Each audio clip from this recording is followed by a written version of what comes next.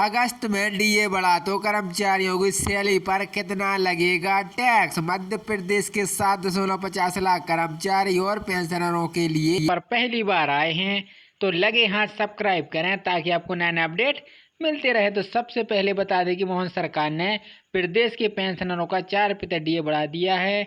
वहीं कर्मचारियों का महंगाई भत्ता अगस्त से बढ़ाया जाएगा। इस वजह से डीए यानी महंगाई भत्ता 42% से बढ़कर 46% पहुंच गया है। अब हम आपको बताएंगे कि महंगाई भत्ता टैक्स है या नहीं। इससे पहले जान ले कि आखिर महंगाई भत्ता क्यों दिया जाता है। पहले समझे महंगाई भत्ता क्यों दिया जाता है। दरअसल सरकार ने अपने कर्मचारियों की सैलरी में डीए यानी महंगाई भत्ते को एक घटक के रूप में जोड़ते ही डीए सैलरी में इसलिए जोड़ा जाता है जिससे व्यक्ति पर वर्तमान में महंगाई प्रभाव का कम किया जा सके और इसी वजह से इसे महंगाई भत्ता नाम दिया गया है। यह आपके मूल वेतन का कुछ निश्चित प्रतिशत होता है। आमतौर पर सरकार हर 6 माह में 1 से 2 बार महंगाई भत्ते की गणना महंगाई दर के आधार पर करती है। क्या डीए पर टैक्स लगेगा? अब सवाल यह है कि सरकार जब महंगाई भत्ते से राहत देने के लिए कर्मचारियों को महंगाई भत्ता देती है तो क्या इस पर भी टैक्स लगेगा? तो इसका सवाल कई बातें सिर्फ निर्भर करता है।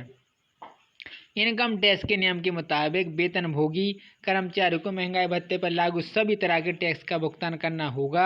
अब सवाल यह आता है कि सरकार महंगाई भत्ता राहत देने के लिए कर्मचारियों को महंगाई भत्ता देती है तो क्या इस पर भी टैक्स लगेगा? तो इसका जवाब कई बातों पर निर्भर करता है। इस टैक्स के नियम के मुताबिक वेतनभोगी कर्मचारियों को महंगाई भत्ते पर लागू सभी तरह के टैक्स का भुगतान करना होता है। इसका सीधा मतलब यह है कि अगर आपकी इनकम टैक्स स्लैब के दायरे में आती है तो आपको टैक्स का।